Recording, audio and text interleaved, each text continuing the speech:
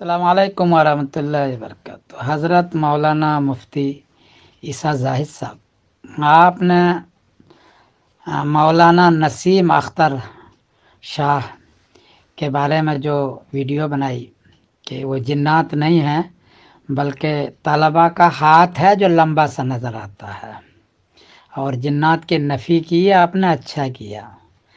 ہمارے یہاں بھی دیکھتا ہوں دیوبندیوں کے اندر یہ شروع ہو رہا ہے کہ چھوٹی چھوٹی بزرگوں کی چیزوں کو جو حقیقت میں نہیں ہے، حقیقت میں تو کوئی مسئلہ نہیں ہے، حقیقت میں نہیں ہے، اس کو بڑھا چڑھا کر کے بیان کرتے ہیں، اور پھر اس میں بدعت شروع ہو جاتی ہے، بدعت شروع ہو جاتی ہے جو اور مسلک والوں کے یہاں عام ہے۔